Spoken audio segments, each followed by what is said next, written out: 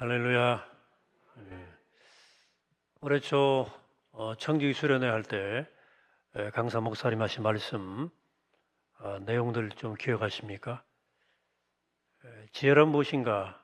라는 주제였고요. 부제가 리드의 조건이었습니다. 오늘 본문 말씀을 가지고 강사 목사님께서 그 지혜에 대한 말씀을 주셨고 많이 배웠습니다. 지혜라는 게 listening heart, 잘 듣는 마음이란 사실을 우리가 잘 배웠습니다. 그 말씀 염두에 두시면서 오늘 말씀을 또 들으셨으면 좋겠어요. 흔히 우리가 자녀를 기도할 때 하나님 솔로몬의 지혜를 달라 이렇게 기도하죠. 솔로몬의 지혜. 오늘 본문 이어지는 열왕기 3장 16절 이하에 솔로몬의 그 지혜에 관한 유명한 이야기가 나옵니다. 에피소드죠. 이런 얘기죠. 두 여자 사이에 송사가 생겼어요. 여인들의 직업은 육악에서 몸을 파는 여인들이었습니다. 이 여인들이 며칠 간격을 두고 각각 아들을 낳았어요. 그 한 여자의 아이가 그냥 그만 죽고 말았습니다. 이 시비가 거기서부터 발생한 거죠. 한 여인이 문제를 제기를 해요. 상대 여자가 어떻게 내가 아이를 깔고 누워서 애가 죽었는데 본인이 잠든 사이에 자기 아들과 죽은 본인의 아들을 바꾸치겠다고 하는 주장이죠. 지금처럼 유전자 감식했으면 간단한 일인데 그 당시에는 그럴 수도 없었어요. 그래서 솔로몬에게 와서 솔로몬이 유명한 판결을 내리죠. 그러면 자, 살아있는 아이를 절반으로 뚝 잘라서 각각 나눠줘라. 이런 판결을 내립니다. 그러니까 한 여인은 깜짝 놀라서 아이고 왜 애기 죽이지 말고 차라리 저 여자에게 주라. 그리고 다른 한 여자는 임금님 명령대로 반으로 딱 잘라서 누구 것도 되지 않게 해달라. 이렇게 말했다는 거죠. 솔로몬이 드디어 판결을 내립니다. 누가 진짜 엄마겠습니까? 당연히 애 죽이면 안 된다. 양보한 여자가 진짜 엄마였죠. 그리고 오늘 본문은 앞에 이 본문은 그 솔로몬의 지혜가 어디서부터 비롯되었는지를 설명해 주는 본문입니다. 오늘 본문의 당신은 솔로몬의 집권 초기여서 솔로몬의 권력 기반이 약할 때예요. 솔로몬은 나이가 어렸을 뿐만 아니라 그의 집권 과정에서 좀 하자가 있었어요. 다윗에게는 여러 아들들이 있었습니다. 큰아들 압살롬은 오래전에 반역을 일으켰다가 현장에서 요압에게 살해를 당합니다. 왕위 계승의 다음 차례는 아도니아예요. 이 아도니아에 대해서 열왕기상 1장 6절은 이렇게 묘사합니다. 그런 압살롬 다음에 태어난 자여 용모가 심히 준수한 자라. 그의 아버지가 네가 어찌하여 그리하였느냐고 하는 말로 한 번도 그를 섭섭하게 한 일이 없었더라. 아주 흥미로운 표현입니다. 아도니아가 왜 단단하지 못한 사람이었는가를 암시하고 있는 구절입니다. 여러분, 자식이 귀하다고 부모가 전혀 훈계하지 않은 자식은 버르장머리 없고 유약하고 반듯하고 단단하기가 어려운 법이에요. 이 아도니아가 다윗이 늙자 왕위 계승을 준비를 하기 시작합니다. 여러 동생들과 여러 장군들 그리고 선지자, 제사장 귀족들 여러 세력을 규합했어요. 여기에 제외된 이들이 있었는데 그게 바로 선지자 나단과 동생 솔로몬이었어요. 솔로몬은 아도니아와 배다른 형제로서 다윗의 사랑을 끝까지 잃지 않았던 밧세바, 유명한 그 밧세바의 아들입니다. 나단은 밧세바를 찾아가서 이 상황을 설명하고 대처 방법을 알려줍니다. 일종의 궁중 권력 투쟁이 시작된 거예요. 결국은 어설프던 아도니아의 세력이 밀리고 밧세바와 나단의 승리로 끝이 납니다. 그래 솔로몬이 땄을 이어서 왕으로 등극을 했어요. 그게 권력 투쟁에서 솔로몬 쪽이 이긴 거예요. 그런데 이 권력 투쟁에 이긴 솔로몬이 그 뒤에 어떤 사건을 꼬투리 삼아서 아도니아를 죽입니다. 그 뒤로 차례대로 아도니아 쪽에 줄을 댔던 사람들을 처단합니다. 솔로몬도 보통 사람이 아니죠. 근데 솔로몬이 왕이 되기는 했으나 종교적, 정치적 정당성이 허약했어요. 이스라엘 백성들의 백성들의 마음을 얻으려면 우선 신적 권위가 담보돼야 되는데 솔로몬의 왕위가 하나님의 뜻이었다는 사실 만찬하에 보여주고 민심을 설득해야 되는 겁니다. 오늘 본문의 내용은 그런 맥락에서 나온 이야기들이에요. 솔로몬이 제사로 기브온을 갔습니다. 기브온에 큰 산당이 있었어요. 산당은 원래 가나안 주민들이 자신들의 신을 제사드리던 그런 곳인데 이스라엘 입장에서는 우상을 제사하던 곳이죠. 그런 산당이 가나안 땅 여러 곳에 이미 있었어요.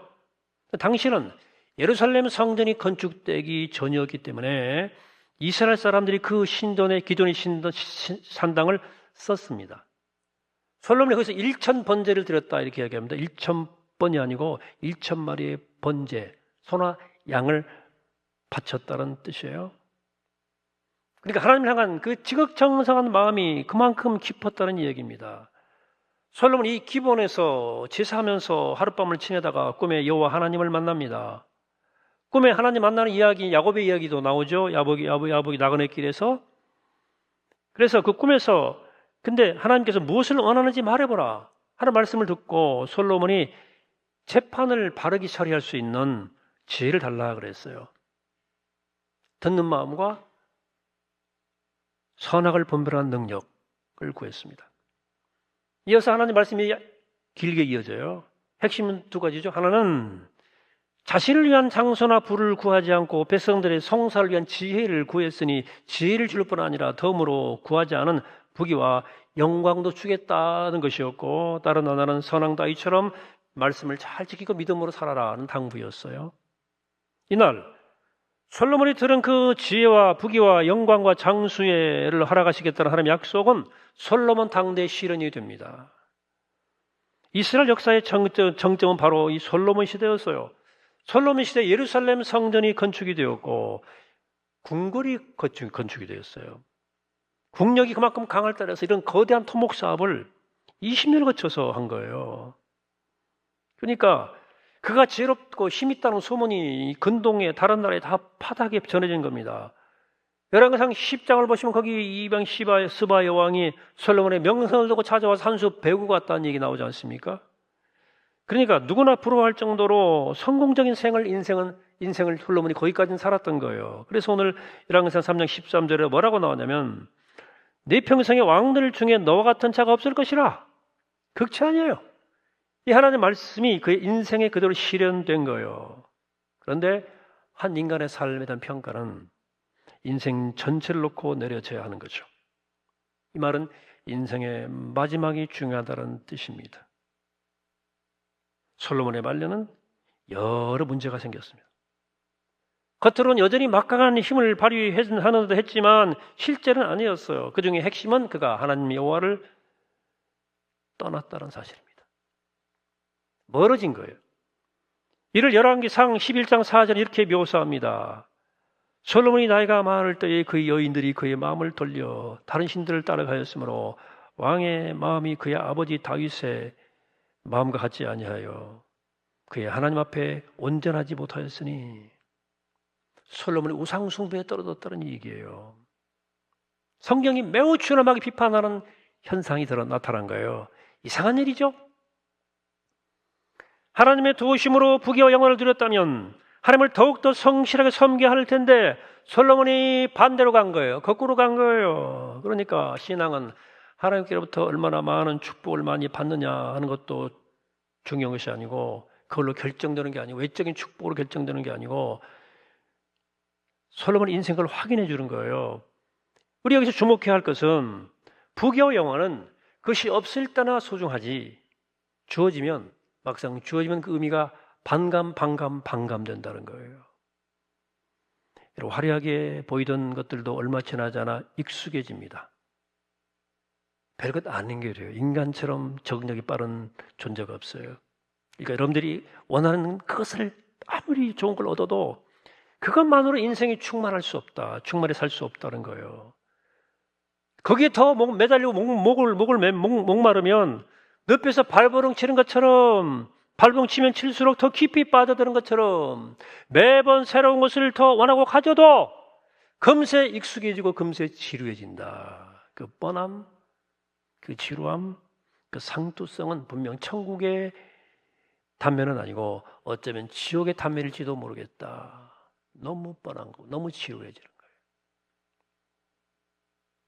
성경 기자는 솔로몬의 문제가 도대체 무엇인지에 대해서 아주 구체적으로 설명을 해주는데 열왕기상 11장에 따르면 후궁이 700명, 첩이 300명이라는 거예요.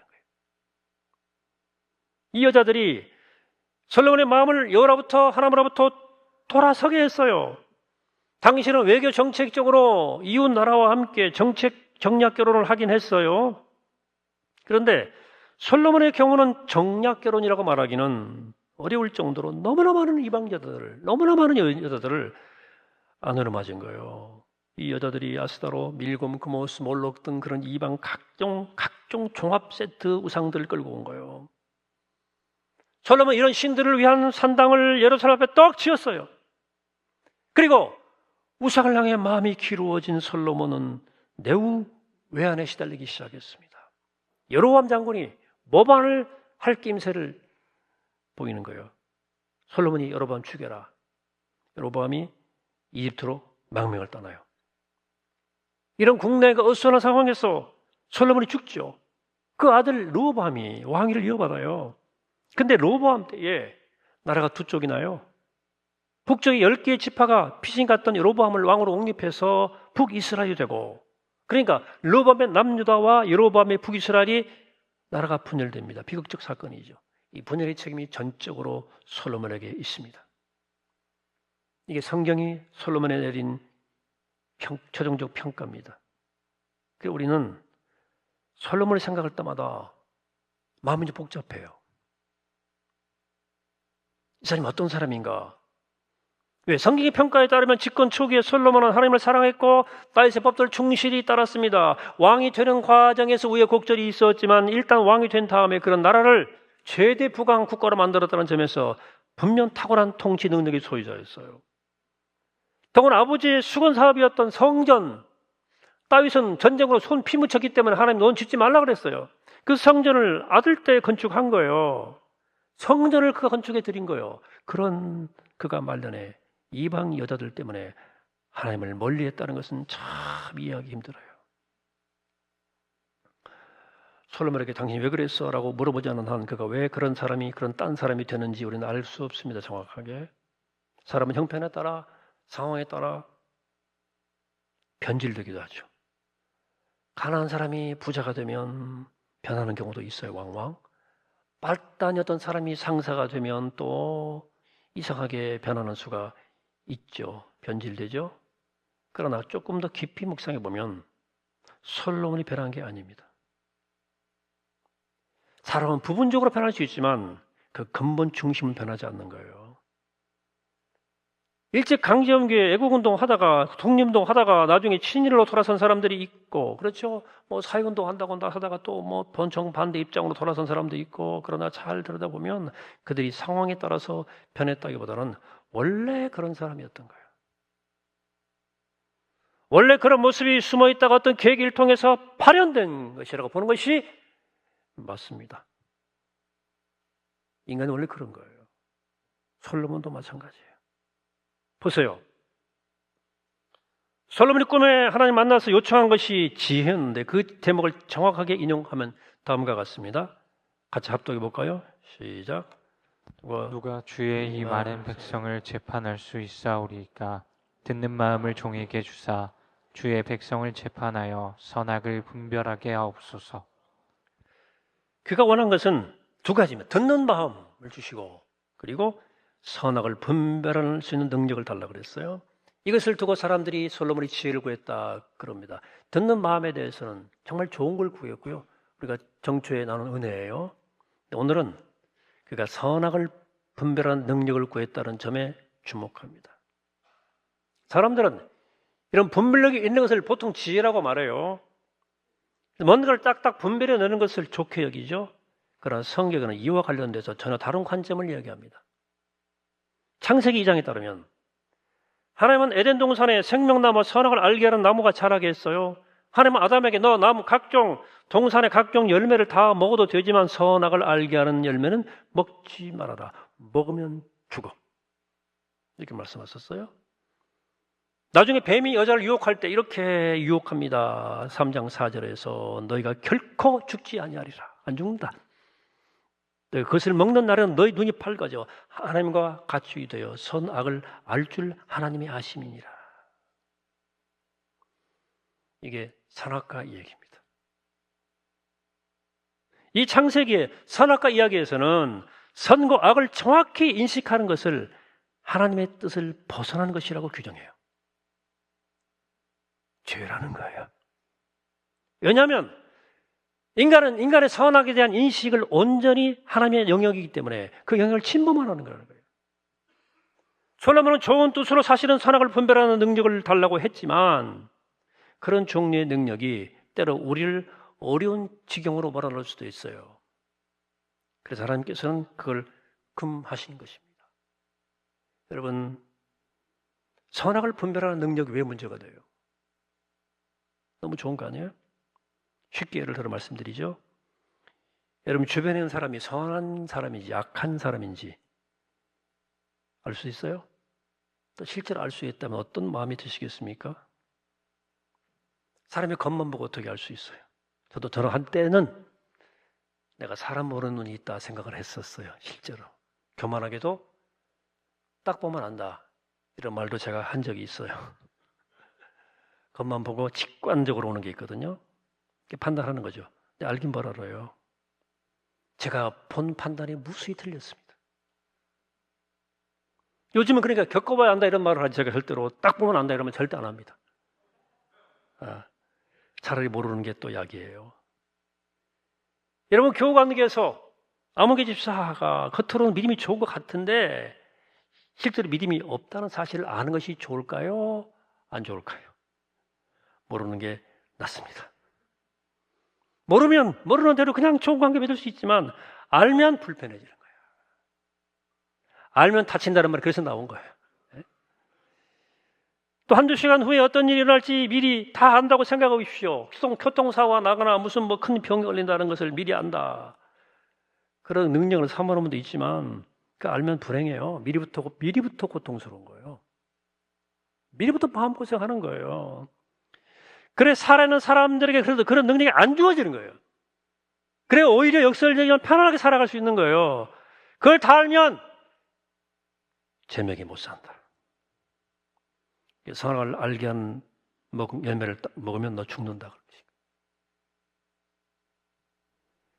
그래 사람이 살아있는 한 선악을 분별할 능력이 없는데도 불구하고 우리 능력 밖이에요.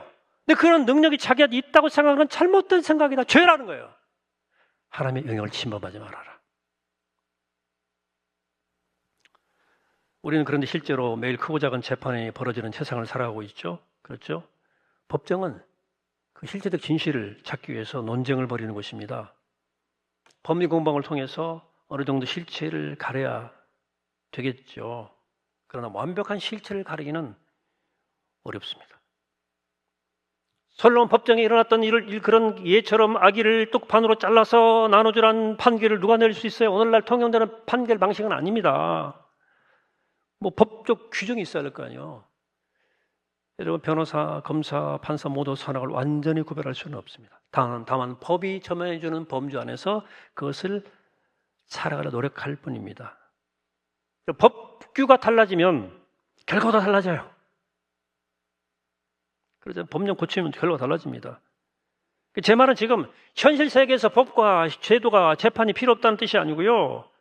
우린 최대한 실체적 진실, 즉 악과 선이 분별되도록 정의롭게 법정에서 삶의 한복판에서 논쟁 따져야 되지만 이에 따른 법치주의를 세워가야 되지만 그러나 궁극적으로 인간은 선과 악을 분별할 수 없다는 사실을 기억하라.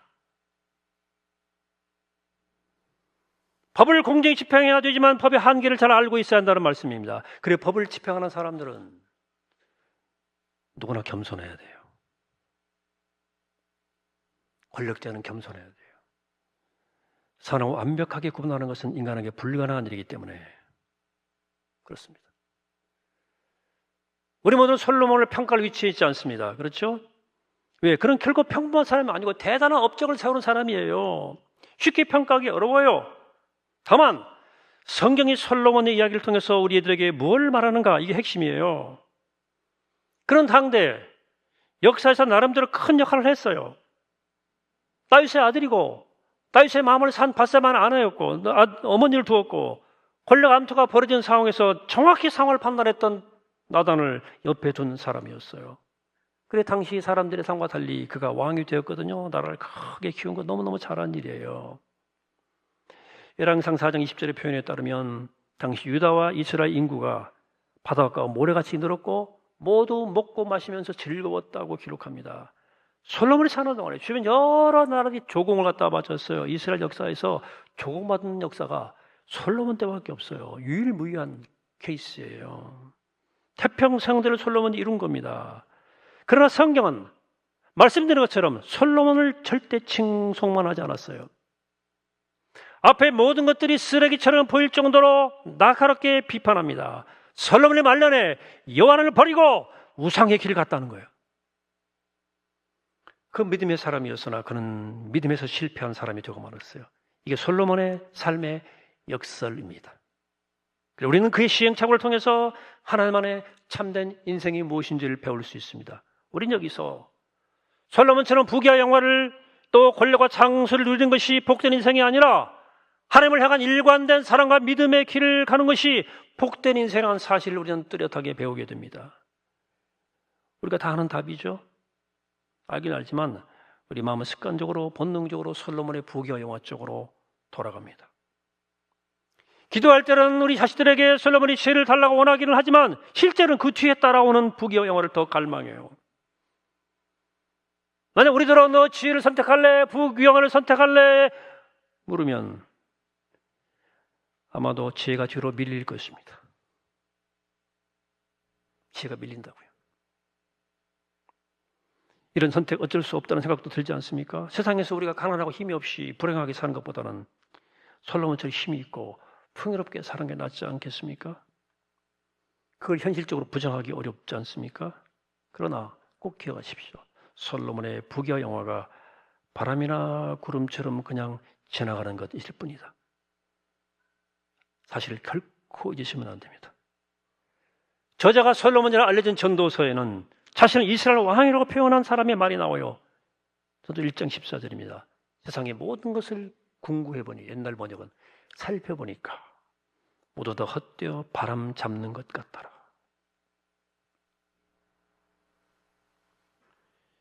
인생이 화려할수록 삶이 헛되다는 사실 앞에 더 심각하게 맞닥뜨릴 수밖에 없어요. 그래도 나 솔로몬처럼 한번 좀 그렇게 폼나게 살고 싶다. 그렇게 한번 살아보세요. 예수님은 구약 인물을 자주 거론하지는 않았었어요. 솔로몬이 드문 경우에 속해요. 마태 6장 28절 이하에 솔로몬이 등장합니다. 또 너희가 어찌 의복을 위하여 염려하느냐? 들의 백합화가 어떻게 자라는가 생각하여 보라. 수고도 아니하고 힐쌈도 아니하느니라. 그러나 내가 너희에게 말하노니 솔로몬의 모든 영광으로도 입은 것이 이 꽃 하나만 갖지 못하였느니라. 솔로몬의 부귀와 영광이 백합화와 비교할 때 형편없다는 거예요. 백합화는 적은 돈으로 구입할 수도 있지만 솔로몬의 부귀와 영광은 아무나 얻는 게 아니잖아요. 그러나 삶의 진실을 정확하게 들어보는 사람은 적은 돈으로 손에 넣을 수 있는 백합화, 아니 거저도 얻을 수 있는 그 백합화가 솔로몬의 부귀와 영광보다 1000배, 100배 더 소중하다 하는 사실을 깨닫습니다. 우리 가운데는 좀 여유가 있는 분도 계시고 없는 분도 계시죠. 그러나 그 차이가 사실은 정말 미미하다는 사실을 좀 깨달으셨으면 좋겠어요. 많이 가진 사람이나 적게 가진 사람이나 많이 배운 사람이나 적게 배운 사람이나 그 차이가 거기서 거기라니까요. 수만 명 보이는 교회 목사님도 훌륭하시죠. 근데 평생 수십 명 교인들 목회하는 목사님도 훌륭한 분이 많아요. 대형교회 목사님도 훌륭한 분이 많아요, 실제로. 그러나 작은교회 목사님 중에도 정말 훌륭한 분들이 계셔요. 어떤 면에서는 가난을 견뎠다는 면에서 그 작은교회 목사님이 더 훌륭하다고 볼 수도 있어요. 그러나 그렇다고 그분들의 인격이 뜨거운 것도 아니에요. 훌륭한 분들, 제가 왜 거기서 거기냐고 말하냐면 궁극적 차이가 없다. 왜 그러냐? 하나님의 은혜. 우리 모두 예수 그리스도의 믿음으로 하나님의 은혜를 구원받았다는 사실 앞에 이 사실이 너무나 압도적으로 크기 때문에 그 은혜 앞에 서면 인간은 거기서 거기라니까. 대동소이하다. 여러분, 드레핀 백합화가 솔로몬의 부경화보다 더 나은데 하물며 우리 애들의 삶을 얼마나 소중하겠습니까? 수고도 않고 길쌈도 하지 않는 백합화를 자라게 하시는 하나님이 우리를 얼마나 귀하게 여기실까? 를 꼭 기억하십시오. 그 하나님을 내 하나님으로 믿고 그 무엇도 부럽지 않은 삶을 사는 것이 믿음이에요. 그 믿음으로 이 땅 그 누구보다도 풍성한 삶을 사는 것이 바로 믿음의 부귀영화입니다. 그러므로 사랑하는 여러분, 솔로몬의 부귀영화가 아니라 하나님을 향한 믿음의 부귀영화를 꼭 누리시기를 축복합니다. 그래서 하나님이 그분을 향한 일관된 사랑과 믿음으로 우리 인생 갈수록 풍성해지고 내 인생 끝까지 신실하게 잘 걸어가 끝내 승리하는 복된 인생을 사시는 우리 모두가 되기를 이 시간 주의 이름으로 간절히 축원합니다. 아멘. 거룩하신 하나님, 우리 다음 주일날 추수감사절인데 우리 한 주간 동안 자기를 돌아보며 너가 어찌 의복을 위하여 염려하느냐, 드레백합화가 어떻게 자라는가 생각하여 보라. 수고도 않고 길쌈도 아니하는데 그러나 내가 말하노니 솔로몬의 모든 영광으로도 입은 것이 꽃 하나만 갖지 못하였느니라. 이 믿음의 고백을 가슴에 안고 하나님 감사하게 하시고 솔로몬의 부귀영화가 아니고 하나님을 향한 믿음의 부귀영화를 누리면서 신실하게 우리 인생을 잘 걸어가 주 앞에서 하는 날을 잘하다 칭찬받는 아름다운 종들이 다 될 수 있도록 우리의 삶을 축복하여 주시고 우리 생길 동행하여 주옵소서. 감사드리옵고 예수 그리스도 이름으로 기도합니다. 아멘.